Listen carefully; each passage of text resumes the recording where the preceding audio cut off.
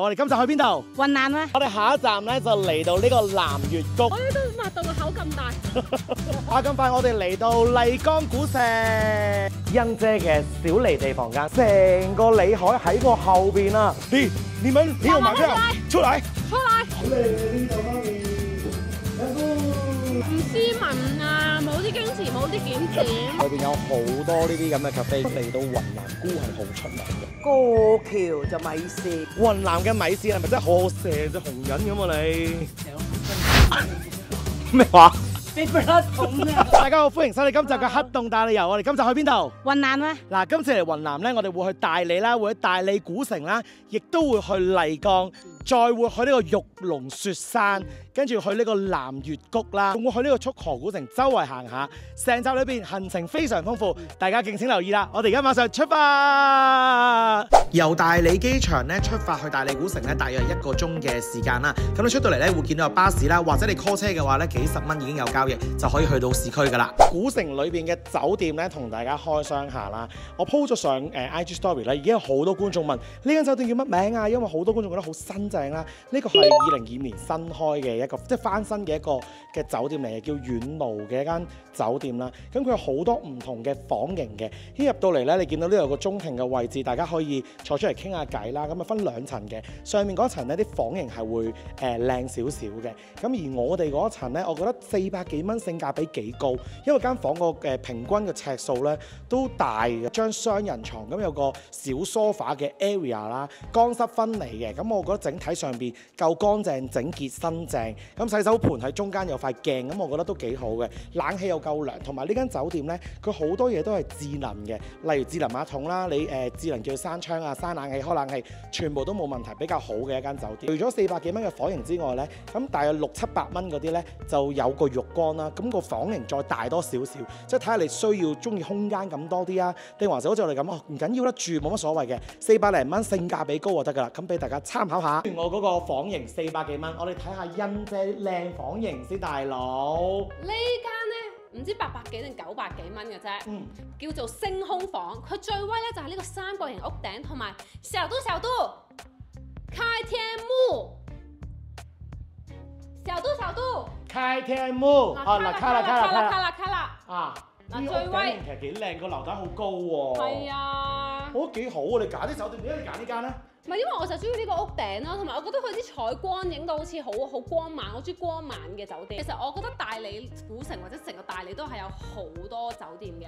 咁但係我個人咧，通常咧如果見到一間幾中意咧，我就唔會去比拼㗎啦。如果你用心比拼嘅話，可能都會揾到好多新開業都係差唔多咁靚咁精品嘅，大家可以慢慢揾。但係我都幾滿意呢間。我覺得呢個幾好，同埋個地理位置真係最方便，一落樓下就全部都係嘢食，勁方便嘅地理位置，大家記得 mark 低。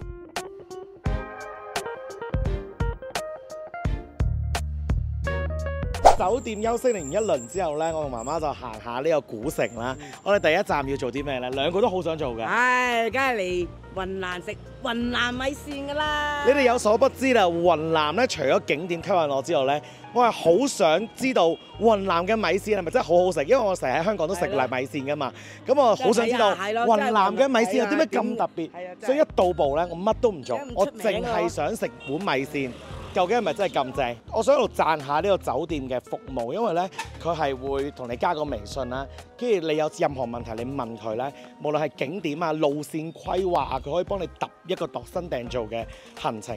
咁我問佢米線咧，佢就推介咗我而家準備去嗰間叫雲橋米線咁樣啦。我而家就一直行就到㗎啦。其實成個古城咧，我問咗個職員，佢就話行咧就大約3個鐘頭左右。咁啊最好咧，佢就話夜晚傍晚7點鐘出嚟係最熱鬧嘅，因為佢話有啲酒吧、清吧人流會多啲。而家大約12點零1點咧就會比較熱少少，人流少啲嘅。而家初步望落去兩邊鋪頭都係嗰啲商店鋪頭啦，咁就有好多飾物啊，可能有啲古董啊、玉啊、服裝店啊、茶葉啊等等啦。咁啊有好多唔同種類嘅。咁你可以喺個古城上面睇到咧，佢保留翻以前嘅一啲建築。咁啊，有啲人咧就會喺呢度揀一間靚啲嘅餐廳，喺2樓上面影成個古城。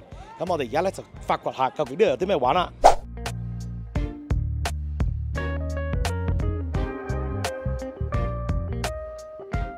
呢一間咧就叫雲橋客米線啦。咁我見到啲人咧個台面咧，哇，全部都好多配料嗰樣嘢咧，好猛烈啦。咁我就睇個 menu 啦，哇，其實都唔平喎。如果以我想象中嘅價錢嚟比，70幾蚊人民幣一碗㗎。不過儀式感滿滿，我願意。先嚟到咧，你見到真係有條橋嘅過橋米線，咁啊佢有唔同嘅湯底嘅，有雞湯啦，跟住有酸辣湯啦，有辣湯啦，咁啊將所有嘢擺晒落去咧，就即刻食得噶咯喎！真係唔簡單喎，過橋米線真係有條橋喎，個湯個鍋特別大個人喎。一次喺雲南食呢啲米線，首先要將啲肉咧生肉咧車落去個米線度先，咁啊好快就熟噶啦。跟住咧就將啲配料全部，因為佢都係生嘅，所以要快速咧，將所有配料都擺晒落去個米線度。我覺得呢個體驗好得意喎，從來都未試過喎。到最後就係主角米線擺埋落去，跟住我諗等一陣咧就可以試下呢一碗嘅真係傳說中嘅過橋米線啦。我而家食真正嘅過橋米線啊啦！真定假㗎？真係咁樣樣嘅。唔係啊，即係我聽人講就唔知啊，我睇翻嚟嘅啫。過橋就米線，過橋就米線。我哋香港食嘅米線咧，又加好多酸菜啦，加好多配料啦，跟住麻辣啦，令到佢個味道上面好啱我哋口味啦。但係呢度係雞湯底，佢個湯底係好香嘅，香得嚟咧，再配合我呢個咧少少酸菜嘅料喺上邊，所以我有酸菜嘅味道。但係咧，你夾落去咧，你見唔到我哋平時食嗰啲一紮紮嘅酸菜嘅喎。嗰啲料咧，我就覺得啲肥牛啊、丸嗰啲就真係好中規中矩，純粹玩體驗、玩過程，係咪好正咧？基本上大家嚟到大理古城呢度行咧，先行咗呢個商店街，即係步行街呢邊先啦。有好多鋪頭咧，你見到有好多菇啊、茶葉啊。跟住有啲嘅菇嘅乾啊，咁煲湯啊，咁呢度又比較多嘅。跟住另外我見到咧，有我最中意食嘅米線啊，咁呢度有嗰啲炒米線啊、雲南米線啊，都係10零蚊包，所以我決定買幾包翻香港試下，係咪真係咁正，或者當手信送俾人都好啊，因為我真係好中意食米線。喺呢個古城嘅步行街裏邊咧，好多人都建議咧，如果要玩嘅話咧，大約係6至7點咧，人流上面相對會比較多啲，熱鬧啲，成個氣氛同晏晝係完全唔一樣嘅。咁我今日一路行嘅時候咧，我見到啲鋪頭咧，雖然有啲部分重複性都比較多啦，但係其實都幾好睇，因為佢有啲玉石啊。有啲水晶啊，跟住有啲古董啊，以前年代停留嘅嘢，你有睇到啲歷史啊、手信鋪頭啊，咁我覺得整體上邊一路行咧，佢係沿住十字路口，條街都幾長嘅，咁你可以睇到啲手信或者零售店咧，你會覺得幾正咯。譬如呢啲緬甸嘅玉嗰啲手作嗰啲啊，即係手環啊。咁我呢啲你可以望下，咁啊100蚊一條，或者佢有啲水晶幾十蚊，咁你都可以睇下咯。呢個商店街都比我想象中豐富好多，冇咁悶啊。同埋中間咧都會有啲影民族服嘅。咁大家如果想嚟呢度咧，因為大理古城就喺前邊啊嘛，咁你就可以喺個古蹟前邊影一個民族服嘅一輯相咁咯。我哋繼續行咧，就會見到前邊嗰個古蹟。呢條街好多呢啲口垃圾賣啊，我覺得呢檔都乾淨啲啊。有幾檔幾乾淨嘅，我經過一檔冇行入去啊，呢檔咯，買啲細梅通下啲啊。原來係咁㗎。係啊，我呢又係我一粒粒。跟住有啲梅啊、芒果乾啊等等啦，咁啊30蚊一袋咯。咁你見到大家入得嚟嘅全部都係啲美魔女，咁我就喺門口等一等啦，因為我比較少食呢啲梅啊等等啦。喺商店街嘅中間咧，就嚟到我哋第一個景點，就係呢一層嘅五華樓。咁你行上嚟咧，可以望到晒成個古城嘅風景，其實好靚嘅，因為你可以見到以前嘅歷史嘅一啲建築啦，跟住又望到後邊半山咧，我哋望到個山景啦，跟住今日嘅天氣又好靚咧，咁所以咧嚟到呢度咧，好多人都喺度打卡。影下相，跟住就喺高處度欣賞下成個景先，知道晒點樣行啦，點樣玩啦，我哋再慢慢落去，慢慢再周圍探索下。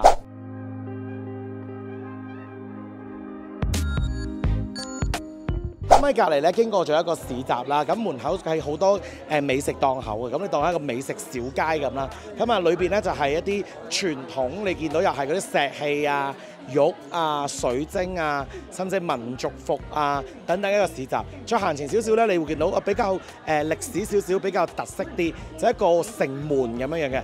行入去亦係一個市集，當然都係有唔少嘅美食啦。嘅店鋪裏邊咧就會比較特色啲，因為感覺上我哋就好似穿越咗去以前嘅歷史上面，即係喺以前嘅古代咁樣樣。你姻緣橋啊，你見到好多燈籠啊，氣氛幾好嘅，因為佢個 background music 都係襯翻以前嗰啲樂器，呢度嘅氣氛更好咯。咁啊，啲商店鋪頭慢慢行下，我都覺得其實雖然有啲重複性啦，但係我覺得都幾好行嘅。所以嚟到呢度咧，記得每一條街都認認真真行下咧，唔好錯過，唔好以為每樣嘢都一樣啦，唔行啦。其實每一條街都有佢每一條街嘅特色嘅。喺呢個古城裏邊咧，其實越夜越精彩啦。咁所以大家真係5點幾出門口都唔需要太擔心，因為每一間鋪頭咧平均都係收12點至1點晚上嘅時間。咁我而家晚餐方面咧，其實選擇上面有好多嘅就係一啲菇嘅餐廳，例如菇嘅火鍋啊、菇嘅炒菜啊，我都好有興趣。呢個古城裏邊咧，其實另外出名嘅都有呢個石板燒啦。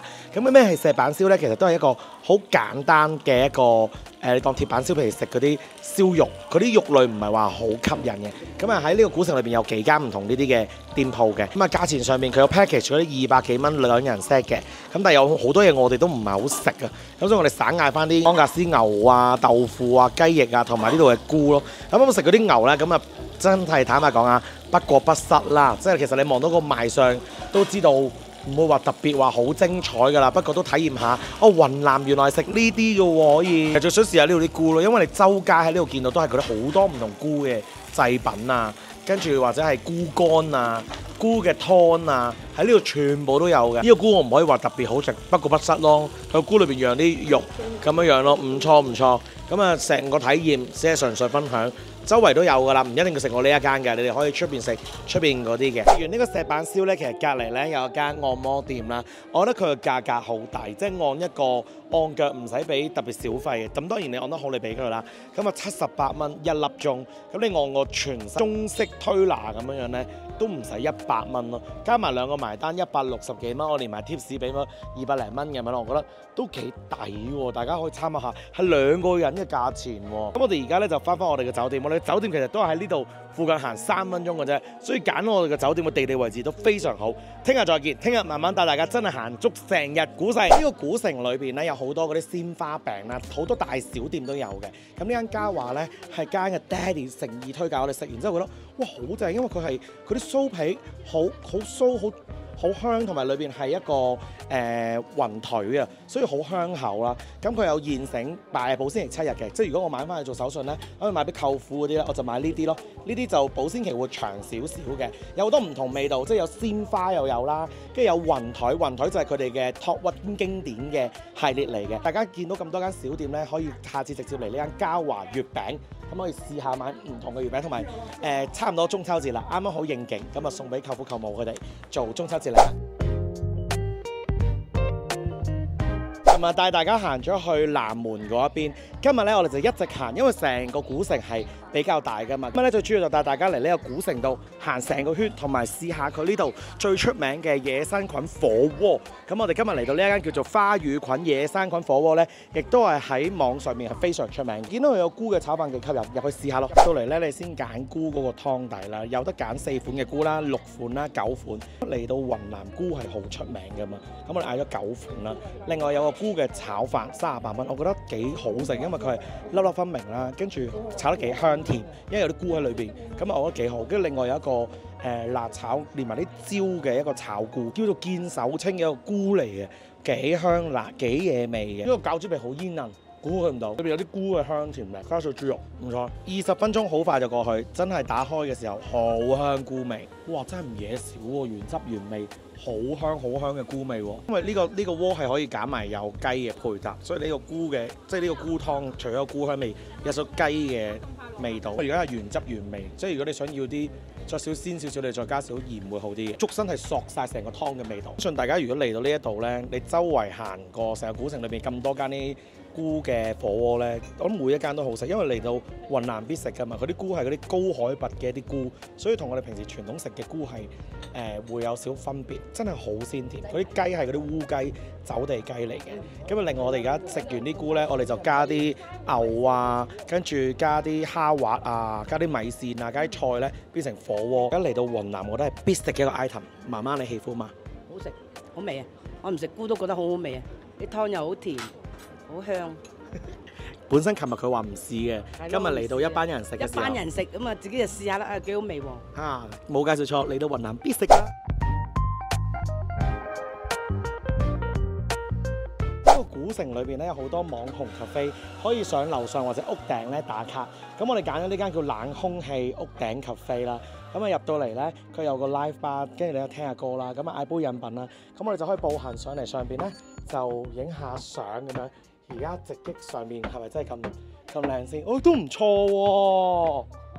喂 ，OK 喎，上到嚟呢個係人哋隔離嗰個 cafe 嗰個景喎，呢個都唔錯喎，可以坐喺個屋頂上邊，跟住影到座山喎，好靚。喺呢間 cafe 裏邊咧就嗌一杯飲品，咁其實人均大約係50-60蚊左右啦。咁啊最高嗰度咧咪影相嘅，咁其實嗰度有個店員咧係有攝影服務，20蚊一張相，100蚊6張，咁啊大家可以用佢嘅攝影服務。我哋都買咗幾張相嘅，俾翻大家睇出嚟嘅效果其實都唔錯嘅。成個古城裏邊有好多呢啲咁嘅 cafe 嘅，睇下你哋揀嗰個氛圍上邊邊個景靚啲就自己揀。呢個古城裏邊有個最猛烈嘅地標，一定要嚟到呢個五華樓。喺呢個五華樓上邊咧就可以睇到成個古城嘅風景。咁你見到呢個古城嗰啲屋頂啊、瓦頂啊，你可以睇到成個古城。咁啊，佢哋以前呢一度咧係一個國賓館嚟嘅，係招呼啲邊個？外國嗰啲貴賓嚟啊！係啦，咁啊呢度重建再重建，咁樣變成咗一個旅遊景點，大家可以走上上面咧，免費咁樣上去觀摩成個古城嘅風景啦。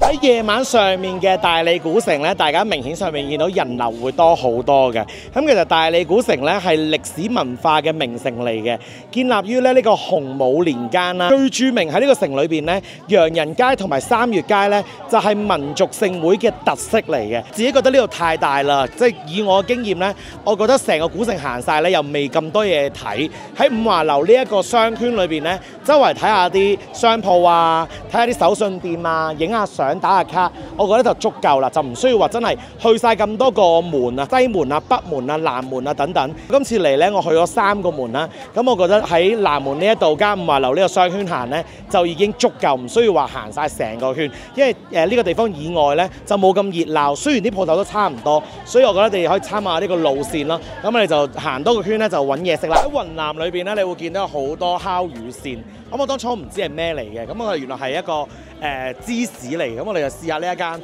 佢寫咗小紅書網紅店嚟試下先，你覺得咧？俾我咬埋先。唔好一路食一路講嘢啦，一陣俾觀眾鬧啦。唔斯文啊，冇啲矜持，冇啲檢點，成口都係嘢，唔好講嘢。我第一次食喎呢啲烤魚線。我覺得咧，佢好似嗰啲芝士，軟軟地、硬硬地咁樣。但係佢搽嗰啲玫瑰醬，令到佢甜甜地，但係我覺得佢有少少酥味。有酸酸酥味。係啊，但5蚊撐下試下。雲南18怪啊嘛。感受下 ，OK 嘅。係啊，即係佢係奶皮子咁樣咯。係啊，啲臭芝士味。真係臭臭地、酸酸地啊！係啊，臭芝士味最多。如果你本身中意臭芝士，咁你就會 OK 咯。我就覺得normal 啊。但係5蚊，撐下。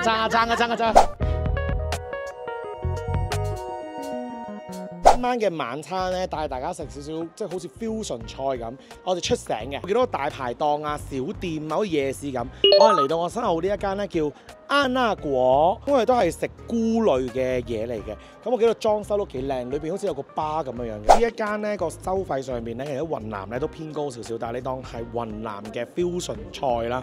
咁你見到每一碟都係大約都70幾或者80幾，都平質係50零啦。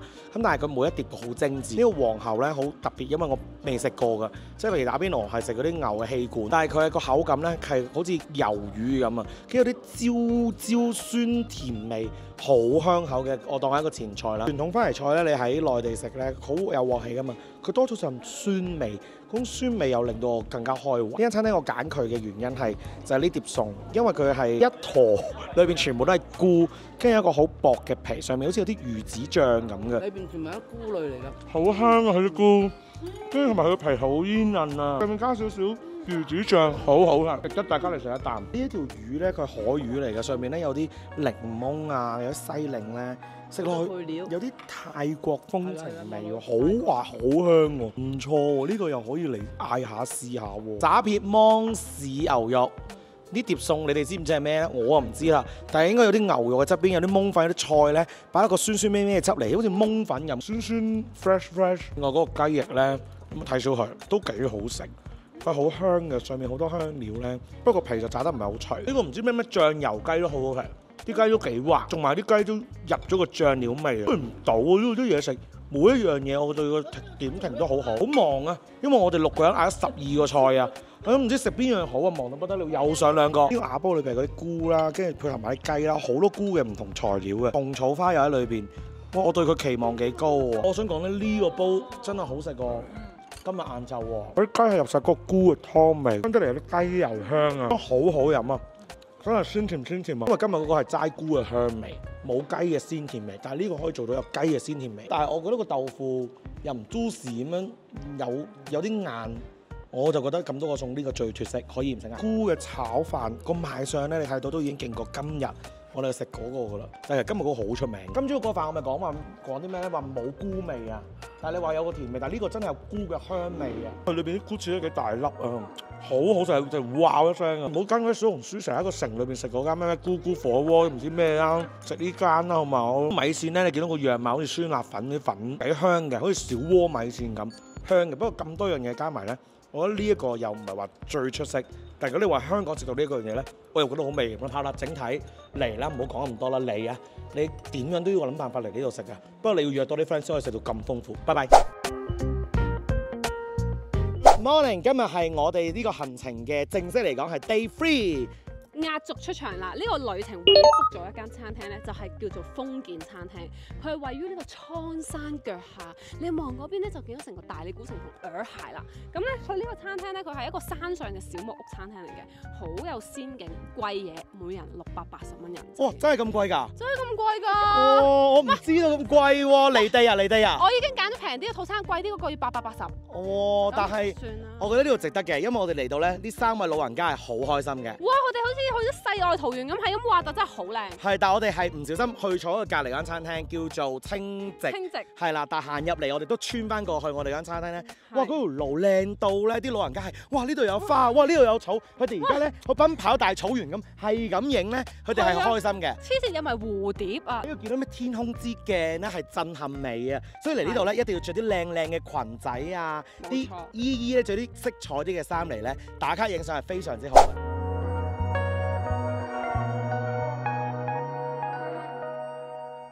我哋沿路行上嚟咧，咁就去咗一個去俾我哋休息嘅區域先。咁佢就會有個 welcome drink 係一個蘋果醋嚟嘅。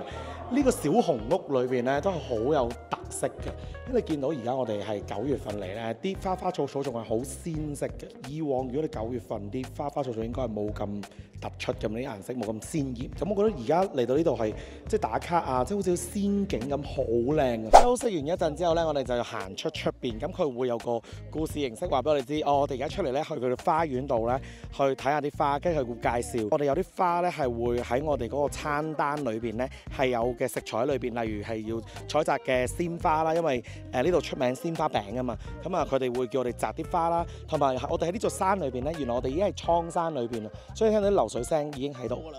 咁我哋而家咧就喺度摘咗鮮花先，一摘呢個玫瑰咧，一陣就會整一個玫瑰水啊，所以而家就喺度炆緊呢個玫瑰，好香啊佢個玫瑰。哇，正喎！陣間佢話攞呢個整玫瑰水俾我哋飲。我們現在看到這個山葵啊，在 wasabi， 等一下會做一個菜，什麼菜？什麼菜？金針魚做熟成。金針魚做熟成，死啊！字幕組我唔識喎。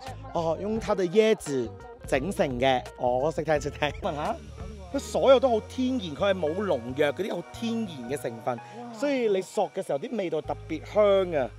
好欣賞喎呢一個環節，估唔到啊媽咪。種啊，自己種。係啊，我哋食天然嘢喺呢個高原上面，啲花花草草咧都特別正啲。好靚啊呢度媽咪，飲杯。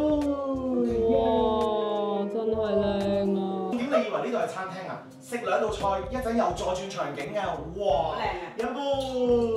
主題叫做清寂啦。即係我哋呢個小木屋度，哇！喺啲森林裏邊食呢餐飯，跟住呢一個咧係嗰啲奶酪嚟，上面有一個叫做酸威火腿神花嘅啫喱，外面呢個圈係，幾靚喎！裏邊有蜜薯同板栗啊，唔錯，好2個都好食，有驚喜。話咁快，我哋就去到下一個場景，呢間餐廳我哋就食另外3道餸，哇！好靚啊，係啊，個風味好緊要，你見到。哇！啲鮮花喺中間啦，跟住我哋啱啱喺出邊花園摘嗰啲原材料又喺嗰邊啦，整啲花茶啊，好靚！即係我覺得食環境係值得。首先我哋喺度多謝欣姐，冇欣姐冇呢啲餐廳。呢度地方呢個係民進安排啊，冇可能啊，都唔知呢啲咩屎餅啊！完咗個環境咧，一共係有4個菜嘅。咁呢4個菜咧係有唔同嘅主題。咁你知道啦，雲南係一個好特別嘅地方。咁佢有0海拔啦，最高有6000海拔。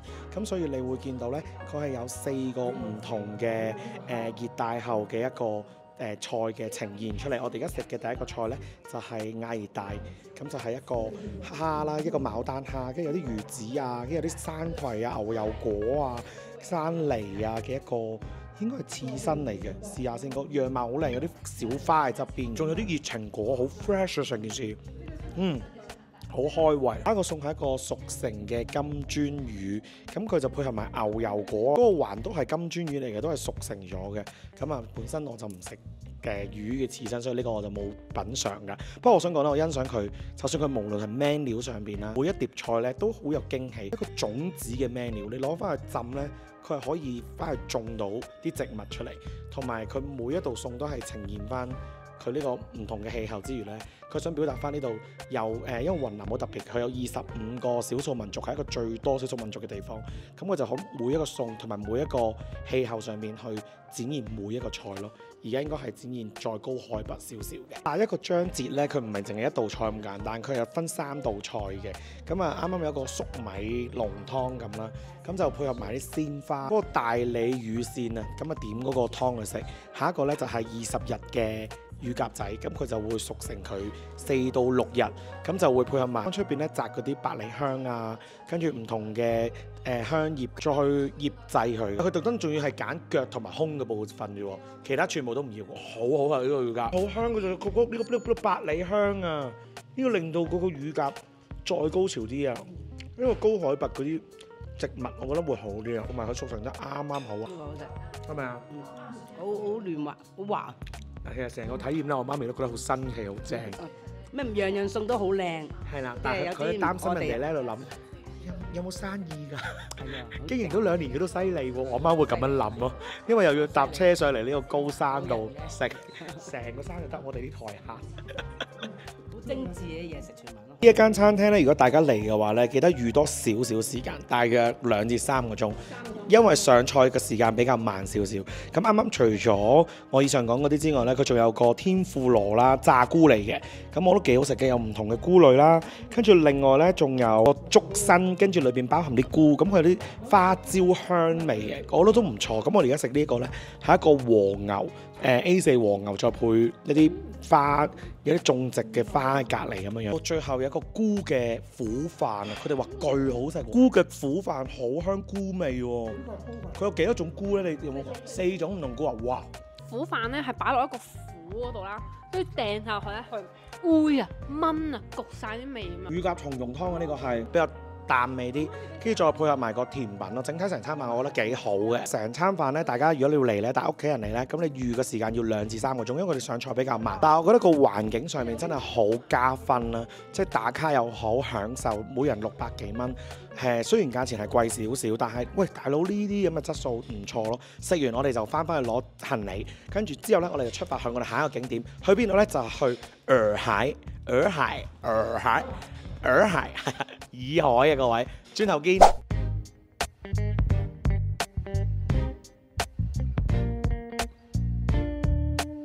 達我哋下一個景點就係洱海啦。咁大家知洱海係一個好大嘅地方。咁我哋今次住嘅地方咧，我哋揀咗喺文北村。文北村裏邊嘅一間酒店咧，叫做無意隱舍啦。咁呢個地方咧，咁就我哋需要咧 call 佢到啲管家咧去車我哋上去啦。最主要咧，佢分2 part 院啦。咁如果大家上去 check in 嗰邊咧，嗰啲房間咧應該係比較價錢會高價少少嘅。一入到去咧，你見到個泳池，望住成個洱海咧係非常之靚嘅。咁個酒店 lobby 咧我都覺得唔錯，個景色幾好啦。咁我訂嘅房型咧就會比較平少少嘅，相對底下。咁所以我就會下少少，就要搭3分鐘嘅車程咧落到第2個院。咁呢度咧聽說係一個新開嘅院，相對底下會比啱啱嗰邊咧會新淨少少。今次我哋咧係分3間房啦，3個唔同價錢嘅。俾大家望下呢個第1間房嗰個環境先，都係一樣3邊落床。咁你見到兩邊有落地嘅大玻璃啦，咁有個浴缸，跟住有個少少梳化仔喺度咧，可以欣賞成個嘅洱海景色啦。另外一邊就有個 mini bar， 跟住有個客廳個位置，出邊就有個露台，亦都可以行出去咧，可以感受下洱海嘅景色。咁廁所個位置咧，咁佢就乾濕分離，個浴缸就喺出邊。咁我覺得都 OK。呢個係第1間房，我哋準備去第2間房睇下啦。另外呢一間房個房型咧就會我覺得靚少少嘅，因為你一起身咧你就望到成個洱海，跟住佢3邊落床啦，跟住再前面個位置咧就有個 Jacuzzi， 即係你浸浴嘅時候就望住成個海景，係好 relax 好放鬆嘅。另外呢一邊咧就係客廳嘅位置，咁啊都係有露台，一樣格局。呢度都有個中島，有個 mini bar 咁樣樣。跟住另外一邊咧就係廁所，不過廁所就冇太大嘅特別，就中規中矩。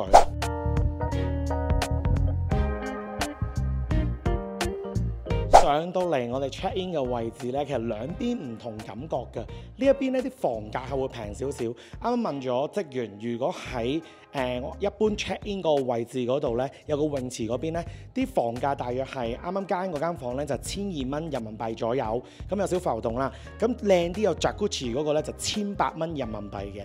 至於我哋喺呢個院子呢一邊咧，咁啊平均價格大約800-900至1000頭人民幣左右，又可以俾大家望下。咁啊食早餐咧，如果你有啲 friend 住貴啲嘅，好似我哋咁貼地啲，我哋住呢一邊咧。我哋本身係食早餐可以喺呢度食嘅，咁但係佢可以 transfer 我哋即係有車接翻我哋3分鐘嘅車程，可以同翻佢哋一齊享受早餐都冇問題嘅。咁你見到 lobby 呢度咧，無論你喺邊個位置，你都可以望到洱海成個景色係非常之靚嘅。事不宜遲，我哋可以入去 check in 到嚟我哋嘅房間啊！我整體覺得咧，其實兩者如果大家想慳少錢嘅話咧，呢個一樣都帶到俾你有種度假又望到成個洱海景色嘅風情，大家可以揀呢一間。我覺得相差，如果你話最靚嗰個房型咧，1倍嘅價錢嘅，我哋咁樣去訂嘅話，咁你入到嚟咧，你見到呢一度有個開放嘅浴缸喺呢度嘅，跟住呢度有部洗衣機啦，咁可以洗下衫啦。咁另外一邊咧就係洗手台嘅位置，同埋開放式衣櫃。咁啊中間呢度咧就係我哋嘅廁所。咁啊兩邊一個沖涼，一個去廁所，兩邊之後行入嚟咧就係我哋嘅房間啦。咁我幾欣賞佢呢度有種度假嘅感覺，因為你見到佢成個area 咧，你見到啲係一個弧形嘅裝修上邊咧，非常簡約，但係又帶少少俾我感覺舒服啊，即係好簡單嘅佈置。咁我哋呢度都有個area， 有個 sofa 位坐喺度休息下又有啦。咁啊3邊落床又係好光猛開揚，同埋個屋頂型係嗰啲3角屋頂型咧，跟住樓底夠高，行出邊咧就係個露台，同樣地同佢哋嗰啲房嗰啲露台係差唔多嘅啫，望嘅景色都係一樣，純粹係個房間上面會細少少，個空間感會細啲。不過我同媽媽嗰個要求唔係話好高咧，我不嬲揀酒店，你見到呢2日我哋都係揀最平嗰個房嘅。咁啊間嗰啲就會覺得我想享受型，我寧願貴少再住大啲。咁啊睇翻你自己嘅 budget，你自己點樣揀，我就覺得呢間酒店都唔錯喎。出入咧佢都可以車出車入。好啦，我哋而家正式出發咧，喺呢個文北村度玩啦。咁我哋咧出入都要去同我哋嘅管家講聲，咁佢就會派架車過嚟咧接送我哋出入。咁我哋就可以喺呢個村上面咧去揾啲 cafe 打卡啊、影下相啊，都交俾佢哋幫我哋去解決呢個問題。嚟到洱海，我哋第一個去嘅 cafe， 大家可以 mark 低，無論係睇日落啊，或者你晏晝嚟，我都覺得非常值得嘅，就叫做半山月嘅一個旅泊花園啦。咁首先咧入去裏邊咧係需要俾入場費，49個2毫8。係啊，即係50蚊，佢真係咁樣 set 嘅喎。咁跟住如果你再去 cafe 飲嘢咧，佢會抵消翻10蚊嘅。咁你見到佢每一個 area 都係打卡位，無論係爬上屋頂又好啦，跟住有啲樹屋你又要擒梯啦，跟住有啲千秋啊，成個環境有啲似咩咧？即係去咗希臘咁咧，白色小鎮一樣，因為嗰啲白色石望落去有啲似，我對住成個洱海個景色係幾靚嘅。OK， 入去影下相先。到嚟呢度咧，其實都真係幾猛烈，因為佢好知道大家而家中意嘅網紅打卡位啊，佈置上面全部都好靚，好多真花。但係呢度有個好大嘅不位就係佢係需要攞一個門券，要等要排隊。我以為係淨係你上屋頂影嗰啲你先要排隊，唔係啊！我哋而家就喺呢個空曠嘅 area， 佢話要等個半鐘先可以入去佢哋影相嘅園區，唔係話你邊個位置冇人你就行去嗰度影啊！啱啱我同欣姐咧係行入去諗住影下啲過鏡，你們沒有買票，出嚟嚇！咁我哋而家點啊？而家影開晒我啲部署啊！點解個遮兒企晒喺度？咪就啲遮兒咯，咁樣可以影15至20分鐘，咁但係我哋就喺度等啲遮兒咯。就影得耐得滯，每人1分鐘。但係佢好搞笑喎，佢差唔多夠鐘啊！你還有5分鐘，休息嚟。哦，佢要咁樣嗌飛，即係影張相啫，唔使咁啊！唉，但係呢度係幾靚嘅。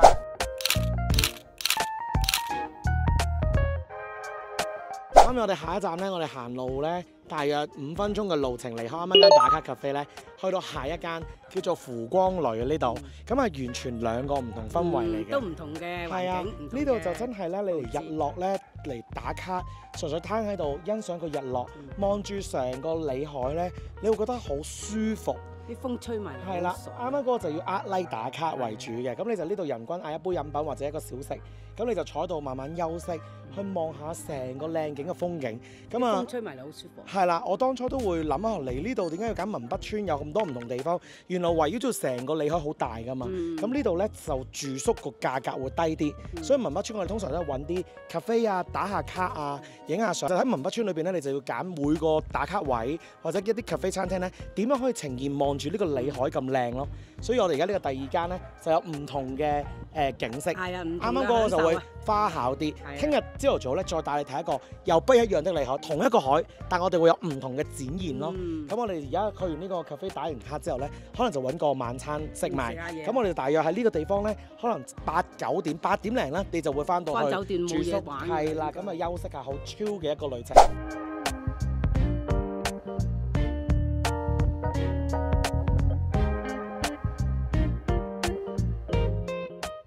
其實又幾舒服喎呢一間，真係舒服喎！睇住呢個藍調幾寫意。係啊，仲要我哋啱啱問一問，原來呢間要開2個月咋。喂，同埋呢啲嘢真係挨得舒服，你明唔明啊？係人性化嘅設計，唔好俾啲硬掘掘嘅凳我啲 jelly 受唔住㗎。同埋呢度除咗你眼見嘅位置之外，仲可以上屋頂影相啦，或者下邊咧有個打卡抽籤，即係你可以影點樣都可以影到好靚嘅洱海。啱啱睇完日落之後咧，我哋就行過隔離大約5分鐘咧，就有一間酒店好靚嘅，即係好似希臘咁好靚，好多弧形白色。邊咧有間叫做金絲 Middle，咁入嚟咧就嗌咗幾個唔同嘅菜式，咁其實真係好普通，所以我冇特別點評啦。所以記錄低話俾大家知我食過啲咩，平均埋單103蚊，咁啊大約有8道菜咁樣啦。呢個係喺廣州都有分店嘅，我就覺得 normal， 我相信大家可以揾更好嘅選擇。不過都攰啦，唔想揾呢。沿路上面食到，跟住我哋而家呢，就叫酒店職員過嚟車翻我哋翻去，就係咁簡單。我哋聽日再見啦。Morning， 今日係我哋嘅第4日，我哋將會出發呢，喺附近揾多一間 cafe 打卡影相。咁呢個酒店呢，係包含埋個早餐嘅，咁就一個米線，另外仲有幾個多士啊、腸仔蛋咁樣樣咯。咁我覺得呢個酒店有一個好貼心嘅位，就係佢有一個攝影服務，咁就每人可以送5張相俾你嘅，咁就book 半個鐘一個人，咁你可以喺呢個酒店範圍度影下相，望住成個洱海嘅景色，咁咪影翻啲相擺翻出嚟俾大家欣賞下啦。我哋喺酒店度出咗嚟，車咗我哋第一站，我哋去嘅 cafe 咧就係叫做直地咖啡館。咁其實咧，你見到呢一度沿住成個海岸咧，都有好多唔同嘅 cafe 嘅，咁所以就睇下咧，你上網揾究竟邊間 cafe 打卡比較靚。我覺得呢度好靚嘅，你見到哇，成個眼前望落去咧，就係呢一個嘅裏海嘅景色咯，同埋佢呢度聲稱咧就係日落最靚嘅地方。咁所以如果嚟嘅話咧，就朝頭早嚟咧，即係南海係最靚。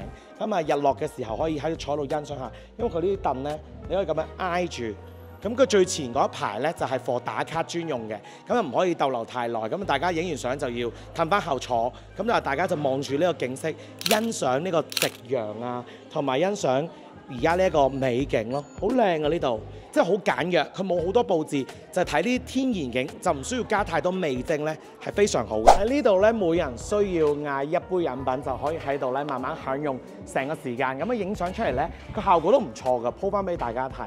咁啊大約逗留1個鐘左右啦，咁我哋就可以離開去下一站打卡影相啦。係咪好靚啊？成個里海喺我後邊啊！我哋喺文北村裏邊咧，最後一個活動就係行翻沿路上面咧睇一睇個風景。咁你見到咧兩邊都係一個車路嚟嘅，咁啊好多遊客都會喺側邊度影下相。咁你見到咧沿路上面都有啲 cafe，我都要影到小畫面咧。佢哋每一間都有唔同嘅打卡位，即係睇下你想揀啲味精重啲，即係有啲裝修過，再配合個景啊，定還是自然風景多啲。跟住咧有啲檔口仔咧會有啲 pop 市租借，咁你就可以喺度影下相、打下卡咁樣樣，咁我哋轉頭咧就出發去我哋下一站景點啦。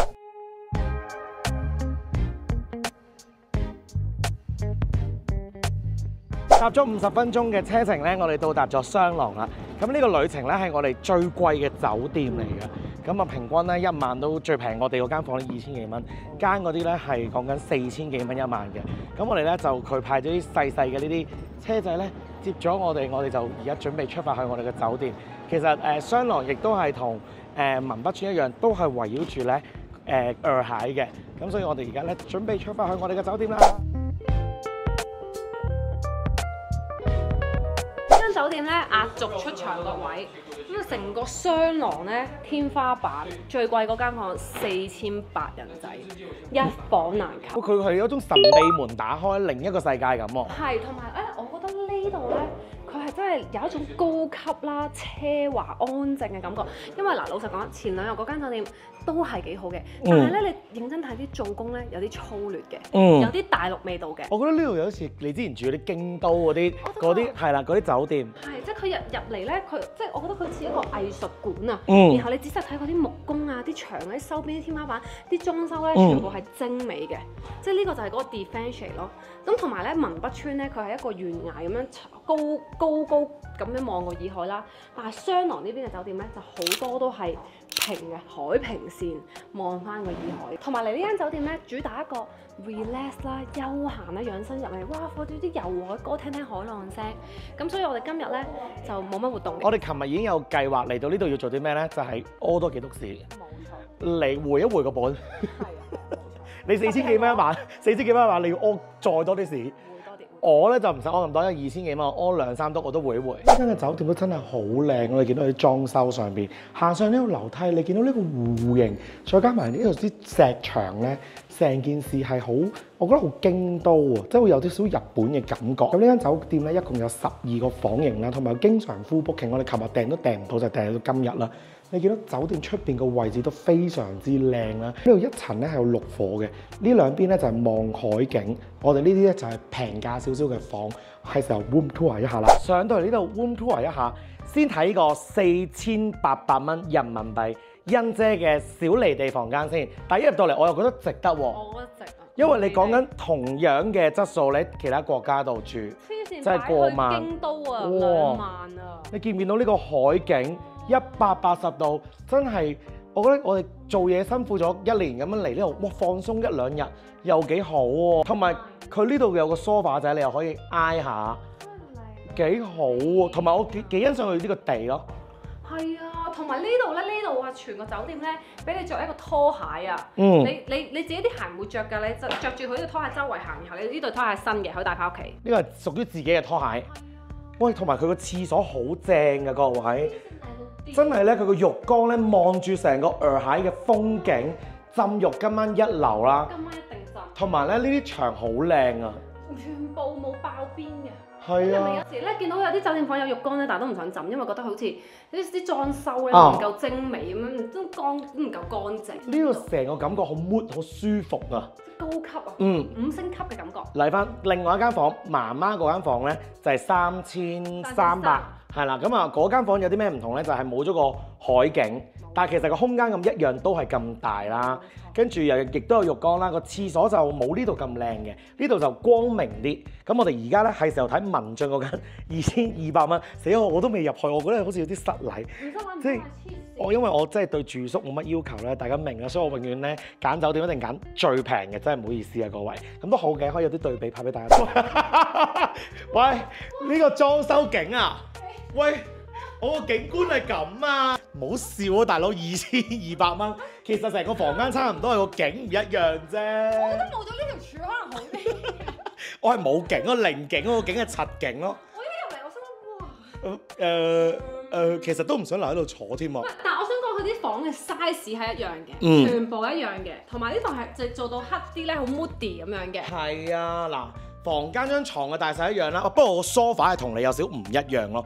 廁所嘅格局大致上都差唔多，個裝修佈置都差唔多。浴缸我都有嘅，不過個景觀就唔好講啦，真係慚愧嘅。咁我諗我間房細少少啦。喂，你見到啲雀屎喺個屋頂度喎？可以望住啲千年古城啲磚瓦沖涼喎。其實真係會有抑鬱喎，如果咁樣浸浴。我覺得喺度影張相應該靚嘅喎，邊個可以喺古城前面浸浴啊？係咯。勁啊！我間房真係柒到冇人有喎。幾型喎！但係我中意我中意佢成個3間房嘅廁所，個廁所真係幾靚。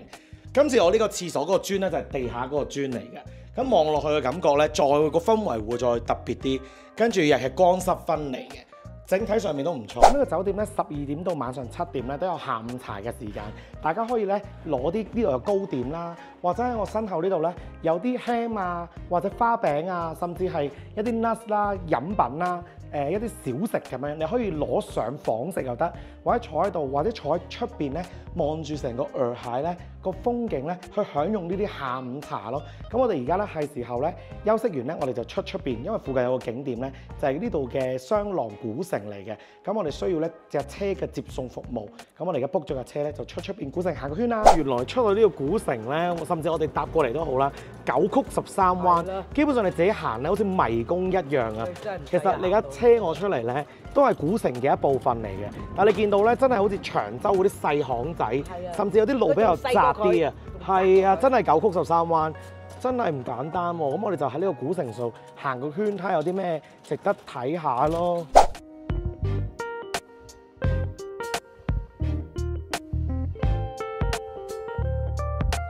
啱啱咧就行咗呢個雙廊嘅古城啦，佢個規劃上面有少似大理古城嘅，咁但係冇咁大規模啦，都係啲商店啊，同埋呢度比較多食肆、小店、手搖比較多啲。咁當然有翻啲商店鋪頭俾我啲遊客買下嘢啦。咁但係人流就唔算話好多嘅。不過古城唔係重點，最主要行出嚟碼頭呢一邊咧，咁可以做啲咩咧？另外一邊咧就係可以坐呢個觀光車遊覽呢度一個圈啦，或者你可以坐一個飛魚呢個船啊。咁你就可以出去出邊，又睇下唔同嘅風景。你好，我想問這個船是去哪裡的？上島的後面這個南詔風情島。哦，就是這個風情島，那我們可以下去看看，是不是？對。有什麼好看的那個？這個呢是一個4A 級景區，有一些人文歷史和自然景觀組。哦，人文歷史自然景觀，那這樣子過去多少錢呢？49元一位。哦。